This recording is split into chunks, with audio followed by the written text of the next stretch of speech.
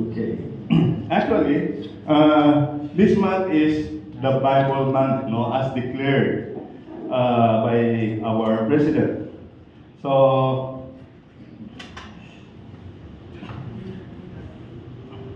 at nung maalala ko ito, it was declared as Bible Day, no? Ito ay dineclare ni President Marcos. Buhay na po ako noon, no? Okay. And then it became a National Bible Week, no? Under the leadership of Cory Aquino, no? And then, kumbaga, sinuportahan pa ni Fidel Ramos. And then there's a declaration, no, from the former President Duterte. It became Bible month, no? Hindi ko alam kung sinong presidente magde-declare ng Bible year throughout the year. Ubus ang lahat, no? Okay. So, sabi nga dyan, on November 19, 1982, through the initiative of the Philippines Bible Society, President Ferdinand Marcos signed the Presidential Proclamation 2242, no, with the aim of aiding development of the moral character and personal discipline of the people. The proclamation declared every last Sunday of November as Bible Sunday. Isang araw pa lang noon, no, ang pagbibigay ng pagpugay sa Bible. And then 4 years later, in 1986, President Cory Aquino signed the Presidential Proclamation number 44. No? Sabi dito, the National Bible Week celebration to every last week of January and the Bible Sunday to every Sunday immediately following, according to the President. Every Filipino should start the year by reading and consulting the Word of God. No? Kita nyo ang kagnabis ng mga leaders natin, no, sa kahalagaan ng Bible sa ating bansa. And then in 1997, President Fidel Ramos strengthened this proclamation by signing Presidential Proclamation number 1067, highlighting once more the importance of Bible reading for the Filipino people. So there's no new declaration, no? But it was acknowledged and strengthened by the former President Ramos. And lastly, no, years later, President Rodrigo Duterte declared the whole month of January as National Bible Month. No? Kaya yung mga emphasis ngayon na karamihan sa mga simbahan po natin ay Bible, the Word of God, the importance of the Word of God. No? Signing the Presidential Proclamation 124 in 2017, the month of January was officially declared as National Bible Month, with its final week as National Bible Week. And the last Sunday, no, as wala nilagay dyan, no, makahati niya ng Bible Day. So sinakop na niya lahat, no. In that proclamation, President Duterte stated that the Bible has led people and nations throughout history to work for the good of their fellow human beings, even at great personal cost. So, bakit ko gusto i-share to? Gusto ko lang ipakita sa atin kung gaano kahalaga ang Bible, no? Hindi lang sa individual, kundi sa ating mga leaders. Though, if not all, no, many of them failed to obey the Word of God. But still, the mere fact that they proclaim this declaration, no, it is giving importance doon sa salita ng ating Panginoon. So, dito pala. Okay. Ito po yung apat na binasa natin. Ramon Magsaysay was the first Philippine president in history to swear on the Bible and wear Barong Tagalog during an inauguration. I would like to underline that, to swear on the Bible, no? At makikita po natin, di ba, sa mga korte, kapag sila ay magte-testify, no, ilalagay nila ang kanilang kaliwang kamay sa Biblia at sila ay manunumpa, no? Wow! Bakit kaya, no? Nanunumpa sila na sila ay magsasalita sa katotohanan at ang Biblia ang kanilang pundasyon o saksi, no? If leaders honor and acknowledges the Bible, though only, no, with their words, alam po natin yan, no? How much more should we honor it in our lives, no? Though, sa salita lang karamihan, ay sila'y nanunumpa sa katotohanan, no? Pero sa atin, bilang mananampalataya, no, tayo ay nag-acknowledge ng importansya ng Biblia sa buhay natin. Okay? But if we will not obey the Word of God, wala tayong pagkakaiba sa kanila.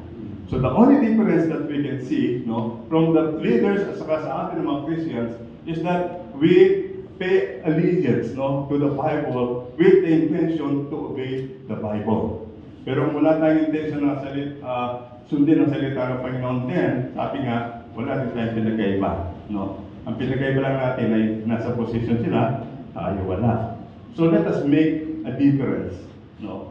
Let us not just believe the Bible, but at the same time, no, is to obey the Bible. Intention is not enough. No? Bible ay magiging mabuti sa atin, no, hindi lang sa intention, but to actual obedience of the Word of God. Application will make the difference. No, there are many people who intend to obey the Bible because they believe the Bible principles, no, ay maganda, no. Kung kayo lalaki doon, but intention, sabi nga, ay is not enough. No, Bible will only be good sa atin the time that we apply them and obey the Word of God. So it is a joy to see our national leaders, no, acknowledging the Bible, but it's much more good to see if they obey the Bible. The challenge is, ito nga, no, let us not just read, believe, intend, but obey the Word of God. Amen po ba? Amen. No, kanina si Pastora ay nagtuturo dito, no? Muntik na akong mapa-altar call. Galing pala magturo, no? She taught about the Bible, no? Kanina. So, let us not treat the Bible as symbol only, but as our guide, our authority, no, of our life. Believing it, obeying it, and proclaiming it. So hindi lang pala obedience, kundi we have to share and proclaim, no, about the importance of Bible in the life, no, of an individual. Sa ngayon, makikita po natin ay hindi na po mahirap na magkaroon ng Bible, lalo na kung meron kang cellphone. Because you can download the Bible. Siguro sasabihin lang ng iba, noon, no, sorry, wala akong Bible eh, no. At kung tamad kang magbasa, hindi na rin mahirap. Because there are Bible apps, no? Gagawin mo mong tulog, habang ikaw ay nasa isang corner, no? Pwede mong marinig. Pero mo, hindi ka na nagbabasa, hindi ka na bibili, no? Pakikinggan mo na lang. Pero kumusta? No? Kumusta naman? Ang ibig sabihin ay, nagagawa pa rin ba natin na magbigay ng panahon sa Biblia? Doon sa Matthew chapter 1:14, no, it shows us the powerful truth. Meron pong isang makapangyarihan na katotohanan na makikita po natin doon sa binasa sa Matthew chapter 4, 1-11. No? Pinili ko ang passage na ito. Ang daming mga passages actually, no, nung ibigay sa akin yung tema, no, na ni Pastor of the supremacy of God's Word. Ibig sabihin, ng supremacy ay maliban na siya ay nakakataas, nangingibabaw, no, meron ding kapangyarihan, meron ding kakayahan. No? Makikita natin sa Bible, lalo na doon sa Psalms 19, no, it talks about the decrees, the statutes, the word, the law. No? Ang emphasis doon ay marami doon ay about the Word of God. No? Kung titignan natin sa Ephesians, no, being the Word of God is our helmet, no, of the sword, no, of the Spirit. Sabihin na ganun kapangyarihan. Sa Hebrews, makikita po natin a double-edged sword, no, yung Bible. So ibig sabihin ay talagang merong kakayahan, merong kapangyarihan na bumago ng buhay ng tao.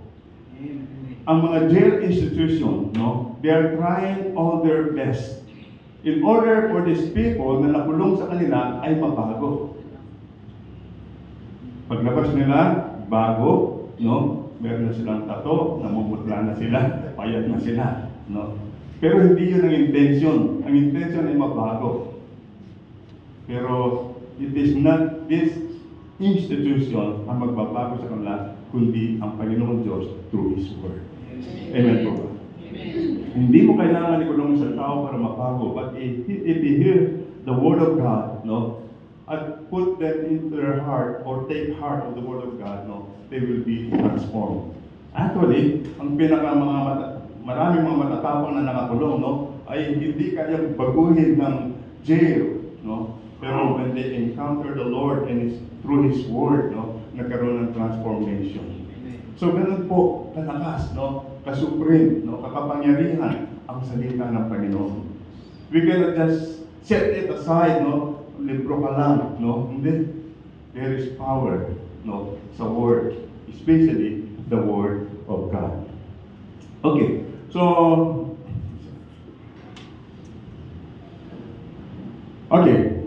let us not merely read the Bible, but obey it. Do not merely listen to the word, so deceive yourselves. Huwag lang kayong makikinig, no, na dinadaya ang iyong sarili. Do what it says, according to James 1:22. Let God's word guide our every thought, word, and action. Psalms 119, verse 15. Thy word is a lamp unto my feet and a light unto my path. So, magiging gabay po natin, no? Kaya sabi nila, hindi ko alam kung tama yung aking narinig, na ang American Constitution na kung saan galing, no, pinagmulan din, no, ng ating Philippine Constitution ay batay sa mga salita ng Diyos.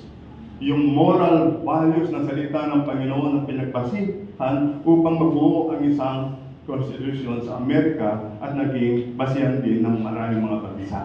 So, ganun po, no? Ibig sabihin ay there is something in the Word of God on why people will acknowledge the Bible to be their rule, not just in faith, no, kundi gabay sa pamumuhay. Okay, let's continue.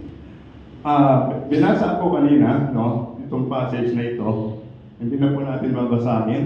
Alam na po natin ang kwento na ito ay patungkol kay Jesus at siya ay tinukso, no? After 40 days of prayer and fasting, no? Nananalangin at hindi po siya kumain ng 40 days, no? And then siya po ay tinukso ni Satanas, no? So, tingnan po natin ang konteksto nito. Okay. I'm sure you are familiar with this. Okay, good. Ano po ang immediate context nito? Ibig sabihin, for a passage, no, na maunawaan po natin, we have to consider, no, kung saan ito nanggagaling, konteksto, no. Doon sa chapter 3 ng Matthew, makikita po natin dito, dumating sa punto na si Jesus Christ, no, ay magpapabaptize, no. Sabi nila, bakit kailangan magpapabaptize ni Jesus Christ? Well, kailangan niya magpapabaptize dahil sa mismo ang nagsabi, gawin natin ito, no, para sa kalwalhatian ng Diyos. Is a sign of obedience, no, sa salita ng ating Panginoon. So, comes immediately after Matthew chapter 3, 13 to 17. Jesus is baptized by John the Baptist as being obedient to God the Father, no? Doon sa Mark chapter 3:15. The Holy Spirit descends, bumaba po yung Holy Spirit, no? Doon sila sa ilog, pinautismuhan si Jesus Christ. And then, pag ahon niya mula sa tubig, no, bumaba ang Holy Spirit sa anyong kalahati, no, dove. And then, the Father declares, lastly, God the Father gave His approval and said, this is my beloved Son, in whom I am well pleased. Alam nyo, yung passage na ito ay nagpapahayag ng isang theology, no, about the Holy Trinity, where we can see, no, at one point, no, at the same time, in one place, no, the three persons are there. Kaya we believe in the Holy Trinity. Maring din natin makita the word Trinity, but the essence of that is there, no. God the Father nagsalita, the Holy Spirit nag-descend, and Jesus Christ ay nandun sa water, no. So isang malakas na kumbaga suporta sa paniniwala natin ng banal na Trinidad. Okay? So that is another topic. Baka mahulog tayo doon. Okay, so after the formation, Jesus was then ready to do the ministry, no? Doon sa chapter 3. But sa chapter 4, no, Satan attacks were aimed at Jesus. Talagang inatake na yung ng Diablo, no, si Jesus. After that, because Jesus, no, ay lalabas na to the ministry. He did something that he thought will hinder Jesus in doing the will of the Father. No, yung Jesus identity, no, if you are the Son of God, sige nga, no, kung ikaw na ay anak ng Diyos, gawin mo ito, gawin mo ito, gawin mo ito. No, parang tayo, when we are kung Kristiyano ka, kung naniniwala ka, kung may pananampalataya ka, no, they are trying to sinusubok nila sa atin. Observation. Temptation often comes after spiritual victories and clear calling. Okay. Bakit ganun? Na kapag tayo ay tutugon sa salita ng Diyos, at kapag tayo ay gustong sumunod na, no? Ang enemy ay, maaaring hindi natin napapansin, no? Para bang merong hadlang, para bang merong ibang mga offer sa atin. And then, tayo ay magpo-fall sa isang sitwasyon na hindi na natin nagawa ang salita ng Panginoon. Why? No? Because the enemy is real. Totoo, God is real, no? We preach, we sing about that. But let us also accept, no? The enemy is real. So we must be watchful, no? We must be aware why these things are happening, no? Because the enemy is trying to hinder us. He's trying to deceive us, no? So after that affirmation, that when Jesus was ready, no, to go out, Satan gave an attack. No? So, naranasan ko po ito. Nung ako ay isang bagong mananampalataya, wala pang isang taon pa lang, no, wala pa isang taon, no, I felt the call of the Lord for full-time ministry. Bagong Kristiyano, wala pa isang taon, no? Alam na patungkol sa calling, no? Pagpapastor. So sabi ko, bakit ganun, no? Kakaiba. Para bang you will only be at peace when you decide sa iyong sarili na, okay Lord, susunod ako, no? Pero nung pagsunod ko, ito yung mga offer, no? Attack in a form of offer ng enemy sa akin. Sabi ng kapatid ko, sabi niya, bakit ka pa pupunta doon? Sabi niya, no? Kasi I'm a second year engineering that time. Ayahan mo, sabi niya, ay susuportan ka namin sa iyong pag-aaral. No? So, hindi na, actually, nahirapan ako sa college, no? Maliban sa mga subject, sa financial. So, they offer me, sige, susuportan ka namin. Then, ang mother ko, no, though hindi naman siya talaga yung matinding nag-ano, so ipinakita niya na ayaw niya na ako'y pumunta doon, no, though she sent me the blessing. No? So, ito yung mga bagay na makikita natin. Alam niyo ba, ang nag-comfort at nag-ano sa akin, I consult pastors, no, paano ito, no, parang ayaw ng mga kapatid ko, parang sumusuway ako sa kanila, no? Alam niyo ang passage na nag-comfort sa akin kung bakit nag-decide ako. Psalms 27 verse 10. No? Ready na ako kung ano man ang maging decision nila. Ang sabi doon sa 27 verse 10, though my father and my mother forsake me, the Lord will receive me. No? Parang ayoko din magkaroon kami ng negative na relasyon, very close kami. Pero sabi ko, ito salita ng Panginoon, no? Ang Panginoon ang siyang kikilo sa kanila. In short, natuloy ako sa Bible school. Pagdating sa Bible school, mga hindrances pa rin. Bakit ako napunta dito, no? Yung aking naisulat ko yung testimony ko, short testimony doon sa Ebenezerian namin book, no? Kung gaano dumaan ang hirap para matapos, no? yung magkakapot ng basura sa loob ng ng dorm, no? Mag-connect ka, magkakot, mag-grass cutter, ng mga puno, no? So, and then yung lungkot, no? Punta nga ako sa beach, pag nakita ko yung beach, parang nandun na sa kabila yung aking mga loved ones, no? Naiiyak ako sa time na yun. Pero sabi ko nga, no, sabi nga, and then mag-refresh yung word of God, no? I will never leave you. I will never forsake you. See, those are the words of God that will comfort us, that will assure us. Ganun kakapangyarihan. Kung wala siguro ng assurance ang salita ng Panginoon, umuwi na ako. No? Umuwi na ako. Same thing. Marami ba sa inyo? No? When you made a decision to follow the Lord of God, the Lord our God, no? When you made a decision to serve, no, as officers of this church, when you made a decision that you will be part of the ministry, you made it with officers, and then you will experience the same. Ano ito, no? Gusto ko na talagang magbago, gusto ko na talagang magbigay ng panahon sa Panginoon, gusto ko na gawin ang mga bagay na ito, no?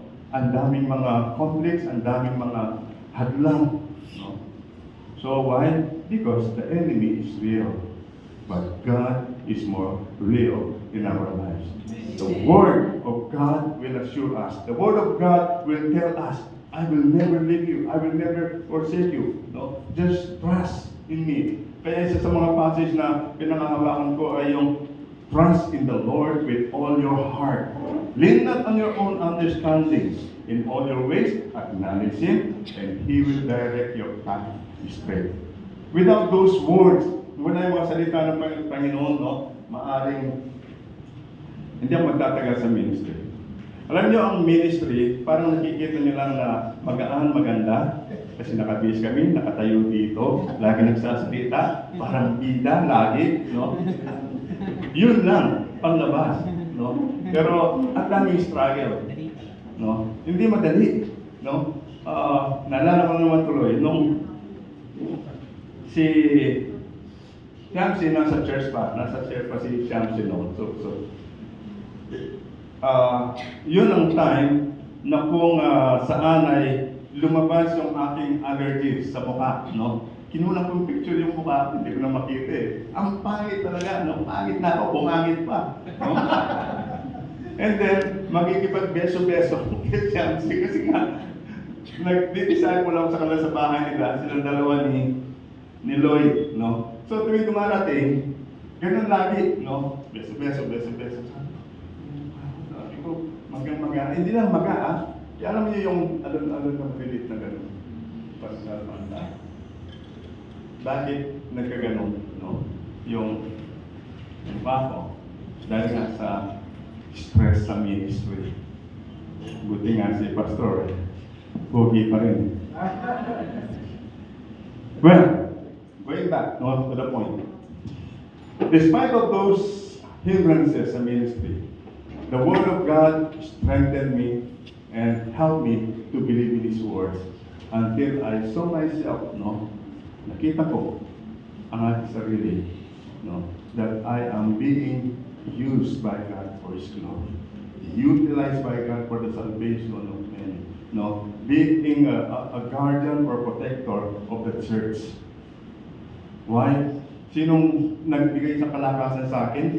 Of course, there are people around me, but I trust more the Word of God. Mga kapatid, kapag dumating sa panahon na ikaw ay handa ng sumunod sa ating Panginoon at darating sa iyo, no, just be, just trust the Lord, no. Sabi nga, you will not go wrong if you trust the Lord. Tama po ba? Magkakamali ka ba kapag kami nagtiwala sa ating Panginoon? Kailanman ang pagtitiwala sa salita ng Panginoon hindi pagkakamali. No?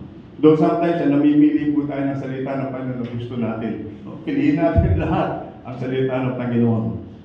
In the first place, hindi po nagkamali ang Panginoon sa kanyang mga salita. Okay, amen.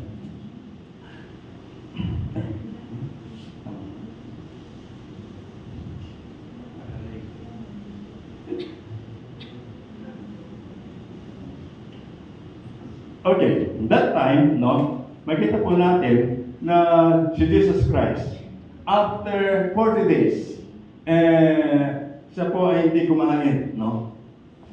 Hindi ko alam, baka uminom siya, kasi hindi naman sabing nauhaw eh. Ang sinabi doon ay nagutom.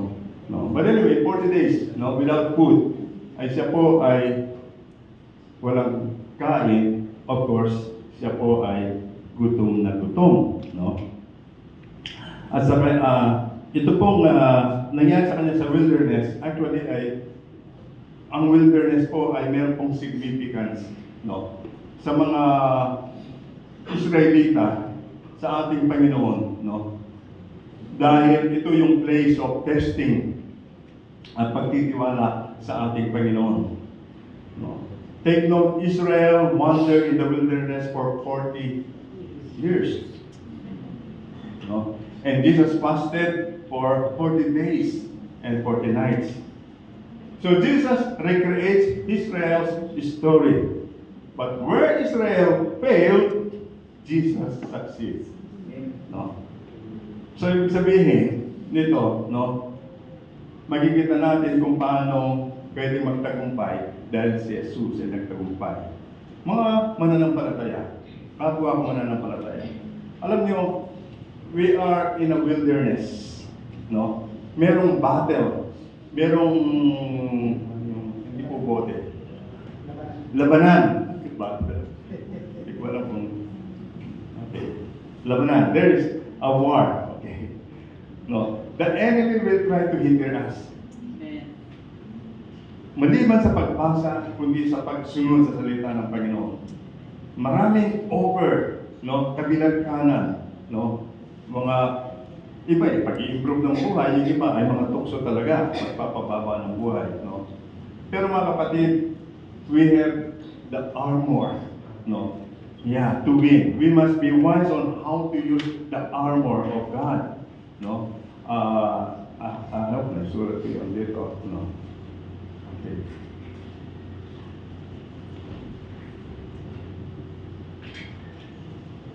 Okay.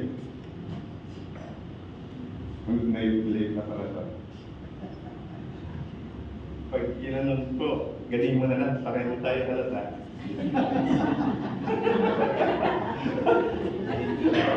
Okay. Ito po salita ng Panginoon. How powerful is the Word of God? No? Sabi po dito, for the Word of God is alive, active, sharper than any double-edged sword, magkabilang halid. It penetrates even the dividing soul and spirit and joint and marrow. No? Nakikita na ba kayo ng spirit and soul? Kayang i-divide, no, ng the Word of God. Ibig sabihin, ipapakita kung anong tama at mali, no, ihiwalay. It judges the thoughts and attitudes of the heart. Only the Word of God. Kung merong batas sa Pilipinas na mag-judge sa atin, and then we are not sure, may mga biases, but the Word of God is sure. The law of the Lord, no, ay sure. And then, in Galatians chapter 6, 17, the sword of the Spirit, which is the Word of God. The Word of the Spirit, which is the Word of God. Ibig sabihin, kapag the sword, no, ang sword talagang pagkikipaglaban. Sabi nga nila na yung sword lamang ang makikita natin sa armor of God na ginagamit pang-atake. No? The rest ay pang-depensa. Helmet, breastplate, no, belt, shoes. Pero yung Word of God, no, ay pang-atake. Sabihin, we can use that, no, to attack the enemy kapag tayo ay na-atake mo. So take notice, dito sa temptation na nangyari kay Jesus, alam kong mapapapansin nyo, that every response of Jesus to counter the temptation of Satan comes from the Scripture. Okay? Alam niyo yan. Particularly, no, galing po yun sa Deuteronomy. Okay. Yan. First, no, sa Matthew chapter 4, verse 4, yung ginamit, kung ikaw nga ang anak ng Diyos, gawin mong tinapay ang batong ito. And then, sabi ni Jesus Christ, nasusulat. No? Wala siyang ibang ginamit kundi ang Word of God. Ang kalaban niya dito ay si Satanas. No? And actually, kung papansinin po natin, i-search natin ang sinasabi ng Diablo ay gumagamit din siya ng Scripture. No? Puro mga Scripture din na ginamit niya. So ang atake niya, nasusulat, di ba? Nakasulat yan, gawin mo. Of course, mas wise ang ating Panginoon. No? Sa Deuteronomy chapter 8, verse 3, kinote niya, ginamit niya. He humbled you, causing you to hunger, and then feeding you with manna, which neither you nor your ancestors had known, to teach you that man does not live on bread alone, but on every word that comes from the mouth of God. O, di ba? So, anong pinanlaban sa Diablo? The Word of God, no? Okay. And then Matthew chapter 4, verse 7, no? Ano ang sabi daw sa Matthew chapter 4, verse 7? Okay? Okay, sabi po dito. Ano muna? Dito sa verse 6. If you are the Son of God, sabi na naman ni Satan, no? Kinuha na naman yung sa Psalms. Throw yourself down, for it is written, He will command His angels concern you, and they will lift you up in their hands so that you will not strike your foot against stone. So ito naman ang ginawa ng Diablo sa kanya. Gumamit na naman ng Diablo ng isang passage, no, mula sa Psalms, no? Nasabi niya, kung ikaw nga anak ng Diyos, no, throw yourself down, magpatihulog ka. Huwag kang mag-alala, no? Hindi ba nakasulat, sabi ng Diablo, no? Uutusan niya ang kanyang mga anghel, no? At ikaw ay sasaluhin, no? And they will lift you up in their hands. Tama nga naman, nakasulat nga yun, no? Pero it talks about the challenge doon sa authority ni Jesus. Ang sabi niya dito, Jesus answered, it is also written, no? The battle of Bible wisdom, battle of the word. No? Okay. Do not put the Lord your God to the test.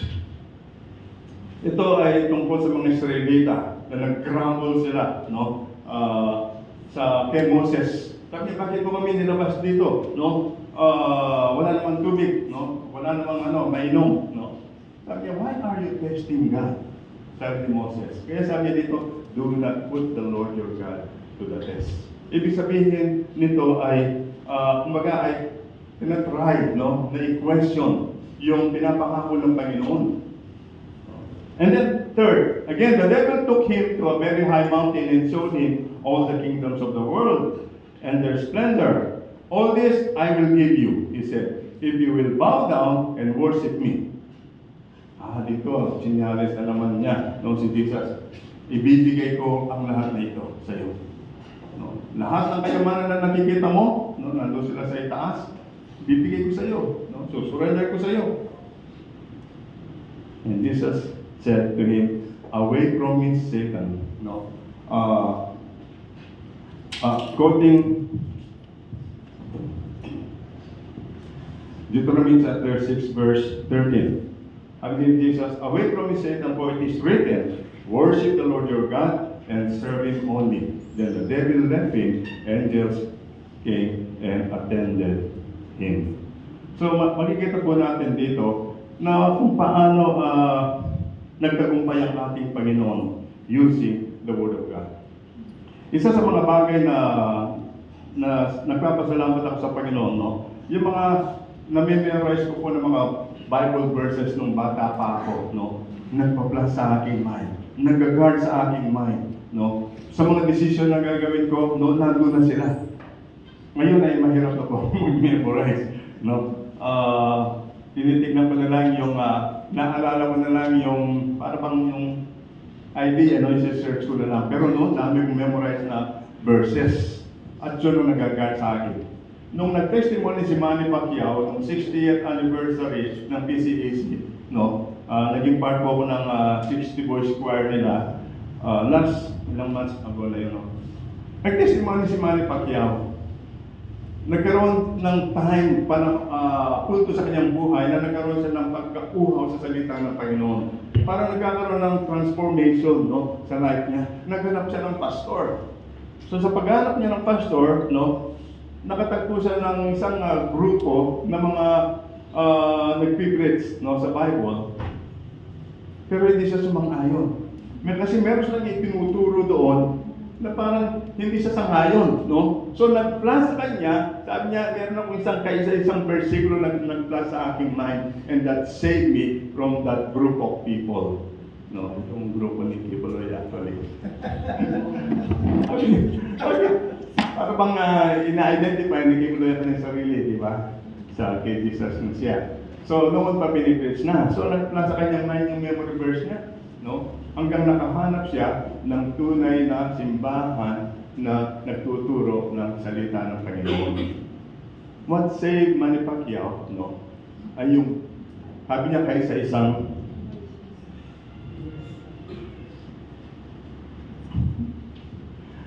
isang verse. Alam niyo, napakahalaga ng pag-memorize ng verse. I hope, habang bata pa kayo, no, tingin ko sa inyo mga bata. Kasi wala ko salamin ngayon. So, habang youth pa kayo, youth looking, no, memorize the Word of God. We have so much opportunity and privileges and also time and resources to read and to memorize the Bible. Huwag lang yung Jesus word, no. Sa China, alam po natin yan kung gaano ka-fit ang Biblia doon, no. Nakita ko sa isang video clip, no, nung nag-smuggle ng Bible, no. Andrew's ministry ba yun, no? Brother Andrew, no. Pagkabagsak ng karton, no, agawan sila lahat. Ganun sila kauhaw sa salita ng Panginoon. At kapag mayroong isang Bible, no, na gusto nang i-spread, alam niyo ginagawa nila, pinupunit nila ang Bible. Oo, hati-hati. Pangbalot sa tinapa. No, para lang ma-spread yung Bible sa kanilang kapwa. No. Mga mananampalataya, exchange ng Bible, ng lip. No, yun ang mga testimony nila. Kaya sa atin, lalo na ako, bilang pastor, no, ang dami kong Bible, no, na iba-ibang translation dahil ginagamit ko sa pag-aaral, no. Pero sa atin napakadali. Sayang, no? Sayang. Pangalawa, o isa sa mga makapangyarihan na sandata na meron tayo maliban sa Holy Spirit, no? Maliban sa prayer, the Word of God. Amen. Pero hindi natin nagagamit. Sayang. Kapatid, kapag nag-start ka magbasa ng Bible at nag-memorize kung kaya mo pa, no? Darating yung araw, you will be in a situation where you will make a decision. At hindi mo alam kung anong gagawin mo until yung Word of God will flash sa iyong mind, and then you can make the right decision. Kung wala yung mga verses na kinuha ko sa inyo, no, the Lord assures me of acceptance, the Lord will provide for me, no, the Lord will be with me doon sa Bible school. Umuwi na ako kasi wala akong ibang maasahan. And the Word of God, I do believe na yun ang kanyang ninanais. Now, let's go back, no? Saan ba tayo? Sige nga, kapatid.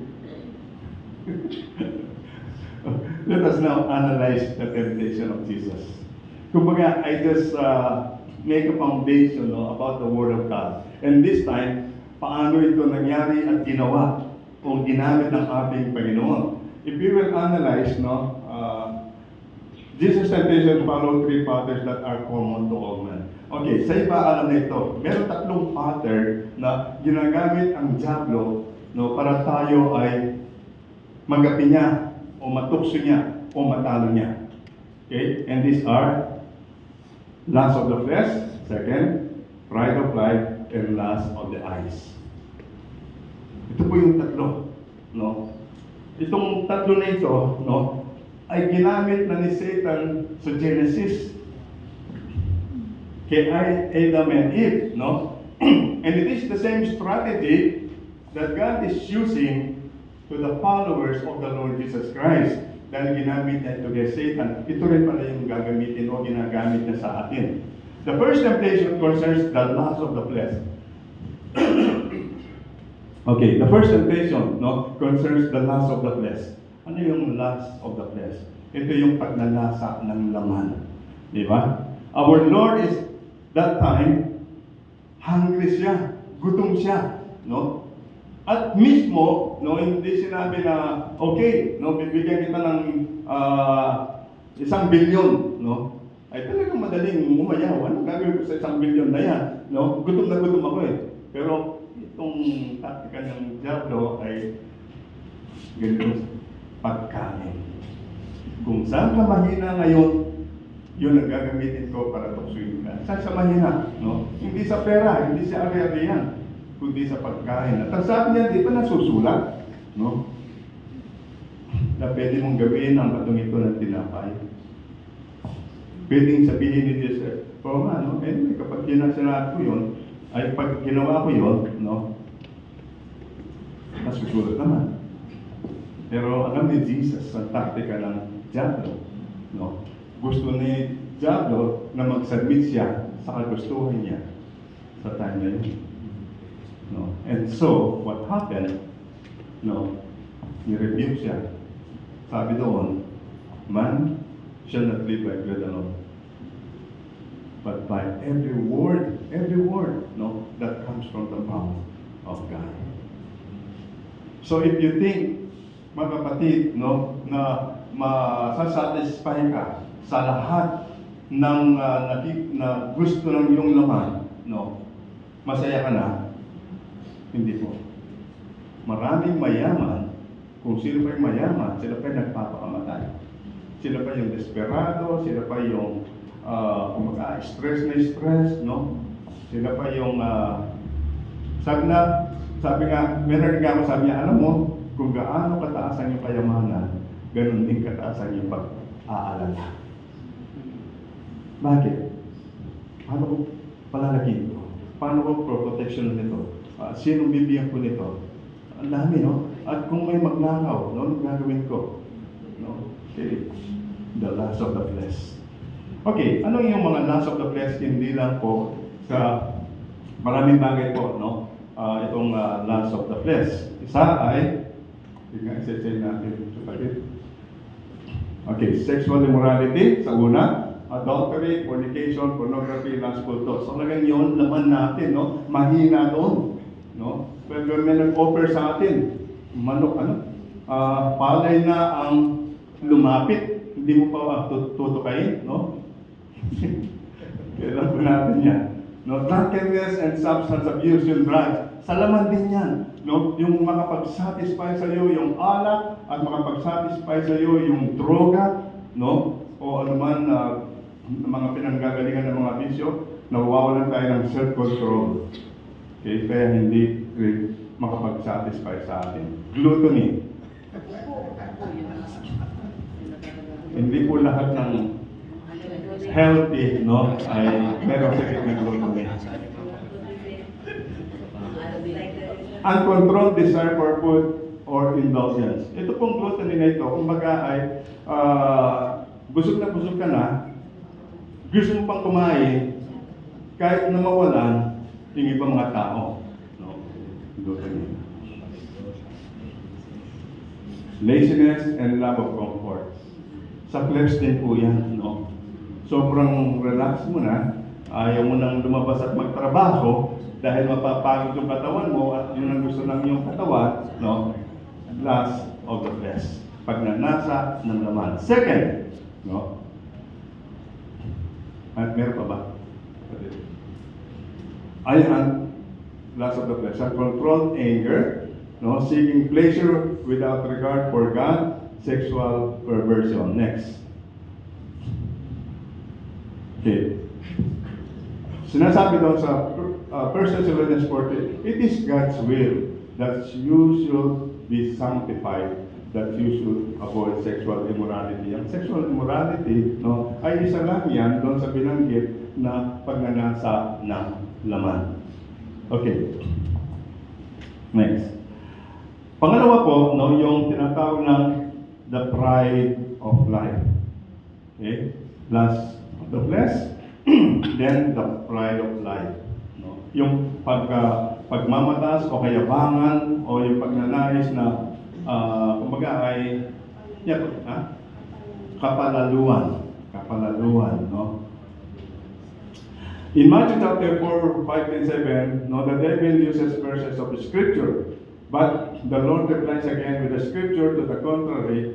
The pride of life refers to arrogance that comes from status, possessions, abilities, or self-importance, living as if we do not need God.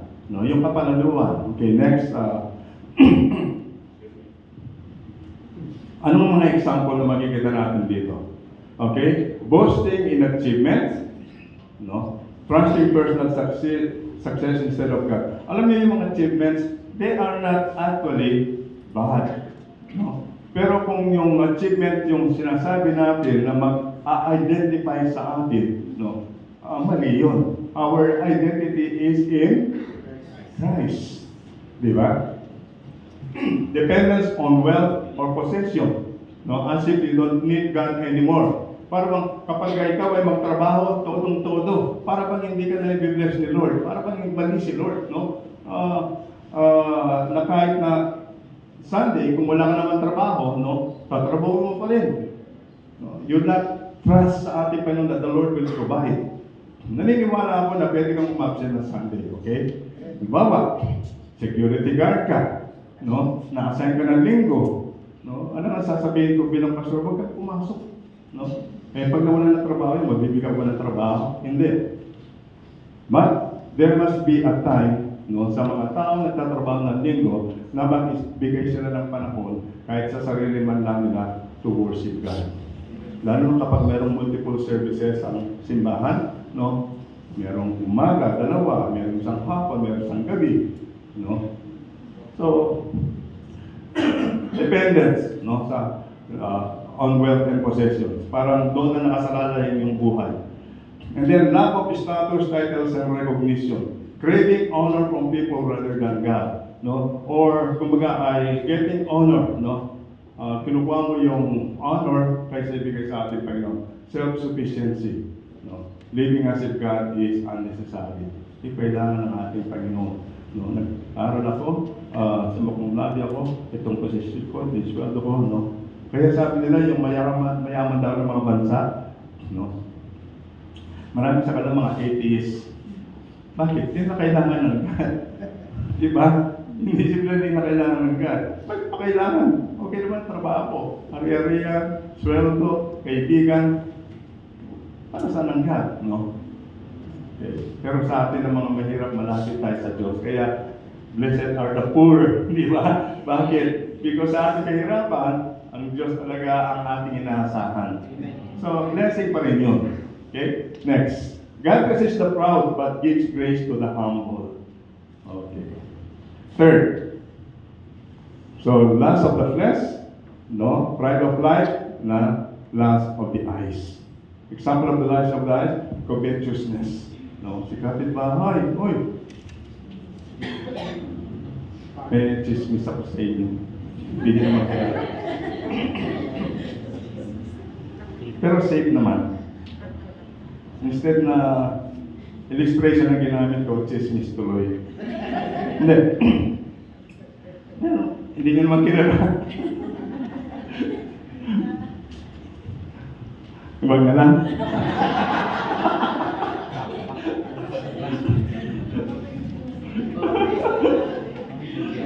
Okay ba? At least nakikinig kayo ngayon. Parang nakita ko yung kayo na.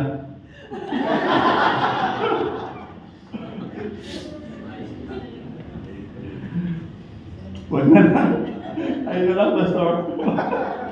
Covetousness, wanting what belongs to others. No? Parang gusto mo, meron siya, no? Meron ka rin. Di ba? Mga neighbors, di ba? Ganun. Uy, si pare, o si kumpare, o si ano. Uy, nakita ko pumasok yung flat screen, no? Baka pwede na natin palitan sa atin, no? Nakikita pa naman sa bintana kung gaano kaliit yung ating TV, no? Parang you covet others. One of covetousness, sa youth camp, ginagawa namin yung mga lalaki, nagtanong sila sa amin, ginagawa yung mga babae, nagtanong sa kanya. Isa sa mga katanungan is, Pastor, mali ba kasalanan ba ang sugal? Paano, Pastor, kapag meron tumama sa loto at binigyan ang church? Mga tanong na gano'n. No? Tawag sa gambling. Gambling is a form of covetousness. You want what they have to be yours. No? Parang kapag siyempre, i-desire na mayroong matalo. Kasi kapag walang matalo, ikaw ang talo. Hindi ka mananalo. No? So, in your mind, no, it destroys your mind and your heart. No, na magiging generous, na magiging, kumbaga ay, yun na, kuripot para sa iyong sarili. Yung gambling is a sign of covetousness. Pag na, Pastor, paano kapag naglalaro ng basketball, ang pustahan namin ay Coke? Diba? Gambling ba yun? So, tinuruan ko sila. Sabi ko, ganito na lang. Kung gusto nyo ganun, huwag niyo sabihin na pusta. Sabihin nyo, katuwaan lang ha? Katuwaan lang, no? Yung matalo, siyang magpakoka, at least, yung may mo, hindi sa kondisyon na gambling. Pero sabihin mo, pustahan tayo ha? Coke ka? Coke. So, yung paglalaro mo ngayon is, meron iba yung salitang sugal saka yung katuwaan. Of course, kapag ikaw ay tataya sa church day, kung sabihin, nahuli ka ng pastor, meron kasing loto doon sa ibaba ng church eh. Nahuli, Uy, Brad! Nandiyan ka pala. Pastor, katuwaan na ito. Diyan ang nililiwala ka. Susugal ka, ha? Okay? Yung pagbili pa naman niya ng loto ay after the service. Ibig sabihin ay nakapag-pray na siya. No. You have to work. Brother, you have to work. No? Kung gusto mo yan. Because the Lord gave you the strength, gave you the opportunity, gave you many things. No? Huwag papayaan mo na yung pagsusugal sa mga tao na hindi nagtitiwala sa Panginoon. But you trust the Lord, no, you don't trust sa mga tao. Materialism, trading positions, wealth, and luxury. Pornography or visual immorality, no? Yung kakapanood ng pornography that will destroy our mind and our character, no? Allowing the enemy to destroy us.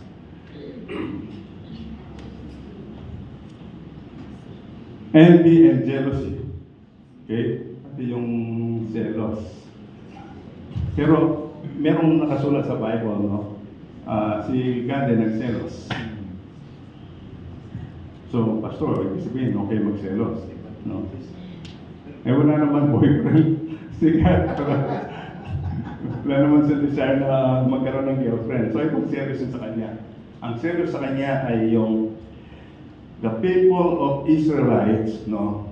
They desire more the status rather than siya. No? Kung saan ay gumawa sila ng isang imahe gawang ginto, sinamba ng sinamba. No? Yun ang jealousy. Alam niyo, nagsiselos din ng Panginoon sa atin. Kapag pinagpalit natin siya sa ibang mga activities, sa ibang mga gawain. No? Okay lang sana kung talagang may dahilan, tamang dahilan kung bakit hindi natin nagawa sa mga bagay. Pero minsan, ang Kristiyano siya pa yung gumagawa ng paraan, no? Para hindi maka-attend, hindi makapagbigay. Pero pagdating sa kabilang lugar, no?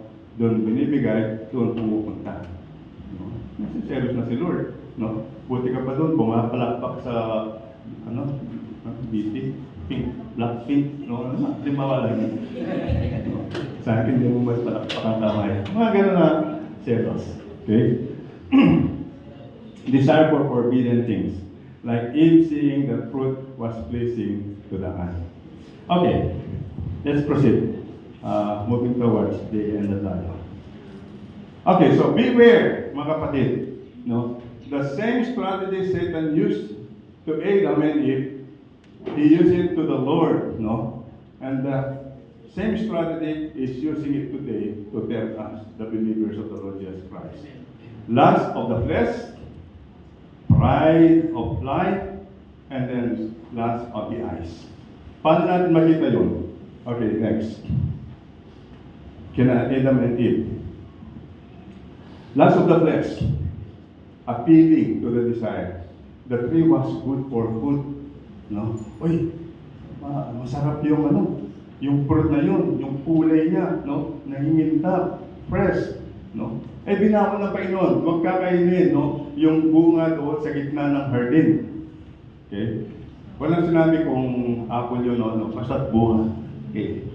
And then, that is lust of the flesh. Yun ang makapag-satisfy sa flesh, no? Sa kanila. Pero bawal yun. Para pag yung sinabi ko nila na lust of the flesh, para makasatisfy sa atin, no? Kung makuha natin yung isang bagay, no? At makain ang isang kumbaga mapa sa atin, no? Yun ang nakasulat sa Genesis chapter 3, the tree was good for food nung makita nila yun. Okay? And then lust of the eyes, no? And that it was pleasant to the eyes, Genesis 3:6. And then the pride of life, a tree desirable to make one wise. Kapag kinain ito, no, magiging katulad ka ng Diyos. Ibigin, magiging mas matalino ka, mabubuksan ang iyong isipan, no, sa tama, sa mali. Kinain ka na yun. So, ganoon din sa atin. Nangyayari itong mga tukso na ito. Excuse. Okay, let me give the short summary of my message. There are many temptations that we suddenly fall into because our flesh is naturally weak. Mahina po talaga tayo. Totoo yan. No? Mahina tayo when it comes sa mga tukso. Kaya kailangan natin talaga yung empowerment galing sa Word of God. No? But we have a God who will not let us be tempted beyond what we can bear. He will provide a way out. No? Sabi nga sa Corinthians, di ba? 1 Corinthians 10:13, hindi ka bibigyan ng Panginoon ng pagsubok na hindi mo kakayanin. No? At siya ay, kumbaga ay paparoon sa iyo para ikaw ay tulungan. At ang tulong na pwedeng bigay ng Panginoon, no, maliban ay ang salita ng Panginoon. Let's see the passage. Nandiyan ba sis? Wala? Okay. So, 1 Corinthians chapter 13, verse 13. So we can be victorious because the Lord will help us.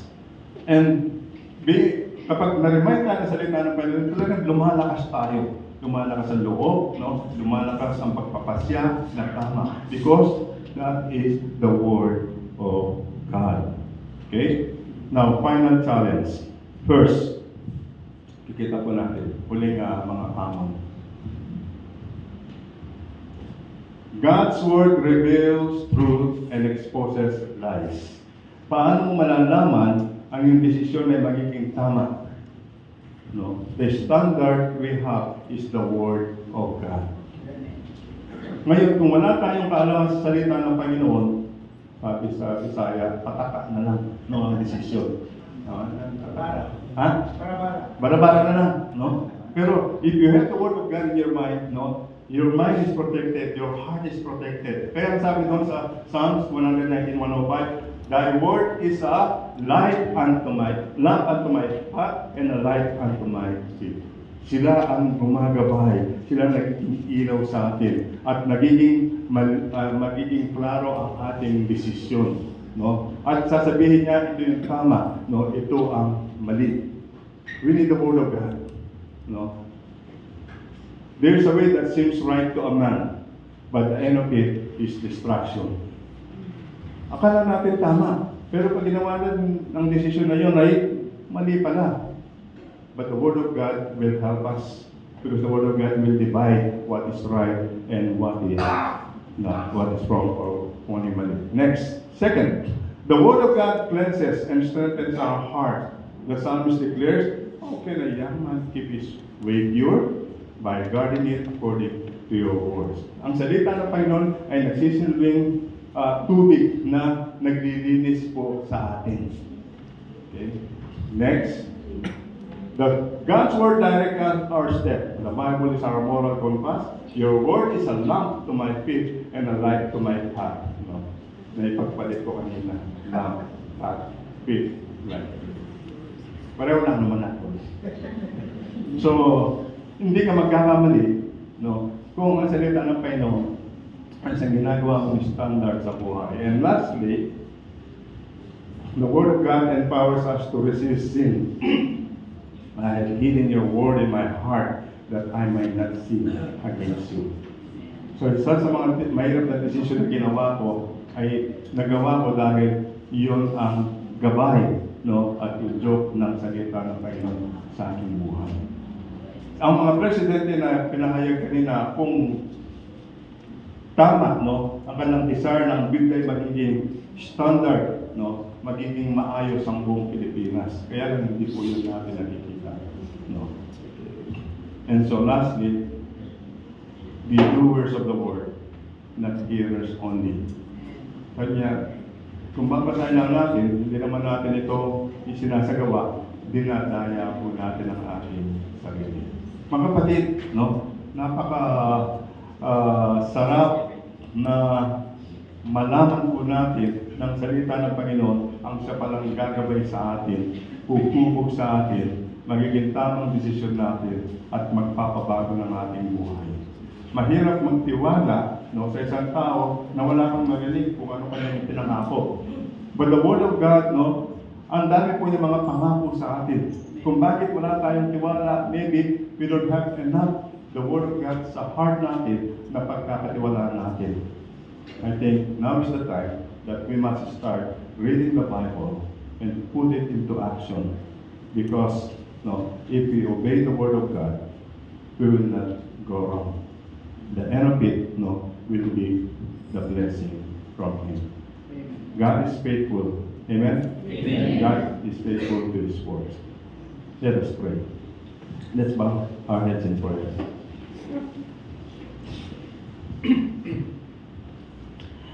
Panginoon, nakita po namin mula sa iyong banal na salita kung gaano napakahalaga nito sa aming mga buhay. Kinikilala ng maraming bansa ang Biblia na kung saan sila ay nagpapato ng kamay at nangangako sa taas ng Biblia nito. Nang ibig sabihin, merong significance ito. Gayunman naman, Panginoon, ay maaaring di sila sumusunod at magiging walang kwenta. Pero kami ng mga mananampalataya, sa aming pagkarinig ng mga nanasalita, ito'y dapat ay maging bahagi na ng buhay namin. If we want life pleasing unto you, we must hear the Word of God, because the Word of God will tell us the right thing to do as believers in Christ.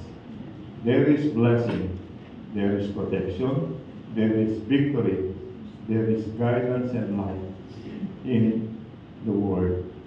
Thank you, Father God, for allowing us to hear this, and we are encouraged, Lord, to make the Word of God part of our life.